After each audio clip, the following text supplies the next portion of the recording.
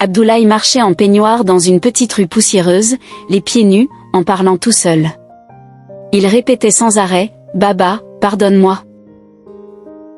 Les voisins le regardaient de loin, en disant, « Avant, cet homme avait tout ». Personne ne connaissait vraiment l'histoire qui l'avait conduit à la folie. Bienvenue dans Histoire Boom. Un énorme merci à vous tous pour votre soutien, vos aimes et vos partages. Vos commentaires et vos idées me motivent chaque jour à continuer. C'est parti pour l'histoire. Quelques années plus tôt, tout était différent. Abdoulaye vivait avec sa femme Absa et leur petit garçon, Baba, dans une petite maison en ciment au fond d'un quartier populaire. La maison était simple, la cour remplie de sable, mais on y entendait souvent les rires de l'enfant. Absa étudiait pour devenir médecin. Abdoulaye travaillait comme fonctionnaire. Ils s'aimaient, ils formaient une famille soudée, mais l'argent manquait tout le temps. À la fin de chaque mois, ils devaient choisir entre payer le loyer, acheter de la nourriture ou payer les cahiers d'Absa. Au bureau, Abdoulaye voyait certains collègues arriver en grosse voiture, habillés en beau boubou, toujours avec des billets en poche. Parmi eux, il y avait Mamadou, toujours plus riche, sans que personne ne comprenne vraiment pourquoi. Un soir, en quittant le travail, Mamadou lui dit, « Mon frère, je vois que tu souffres. Si tu veux, je peux t'aider à changer ta vie. » Sur le chemin, il lui parla d'un groupe secret qui promettait argent, réussite et promotion.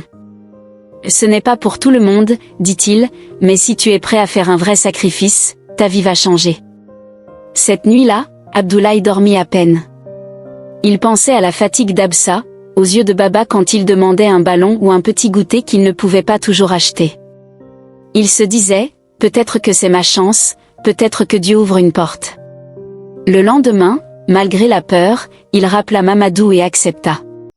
Le soir venu, Mamadou l'emmena à moto jusqu'à un vieux bâtiment au bout d'une rue sombre. À l'intérieur, il faisait presque noir. Des bougies formaient un cercle.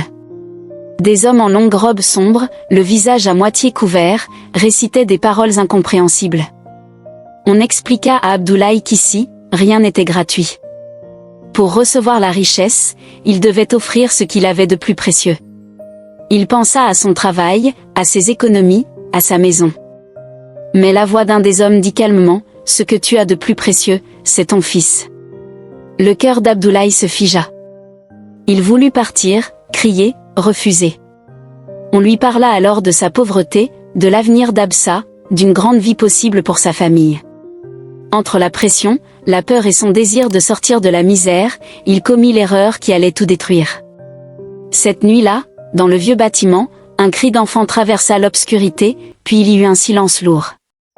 Les jours suivants, tout sembla sourire à Abdoulaye. Il reçut une promotion, un meilleur salaire, de nouvelles opportunités. Il déménagea dans une grande maison, avec carrelage brillant, meubles neufs et portails en fer. Aux yeux des voisins, il était enfin un homme, réussi. On disait, il a travaillé dur, Dieu l'a béni. Mais dans son cœur, il n'y avait pas de paix. La nuit, il se réveillait en sursaut, certain d'avoir entendu Baba l'appeler. Il croyait voir une petite ombre passer dans le couloir. Il baissait le son de la télévision pour écouter, pensant entendre des sanglots d'enfant. Ses mains tremblaient quand il servait le thé. Absa, elle, était contente de ne plus manquer, mais elle voyait bien que son mari changeait. Il parlait peu, il avait le regard vide, il sursautait au moindre bruit. Quand elle demandait « Qu'est-ce qui ne va pas ?», il répondait toujours « Rien, je suis juste fatigué ». La distance grandissait entre eux, même dans cette belle maison. Un soir, ils furent invités à une fête chez des amis riches. Il y avait de la musique, des plats bien garnis, des rires partout. Abdoulaye but pour essayer d'oublier ses pensées. À un moment, il monta sur une table et se mit à parler à une lampe comme si c'était Baba, en répétant « Pardonne-moi, mon fils, pardonne-moi ». Le silence tomba sur la salle. Les invités se regardèrent, gênés.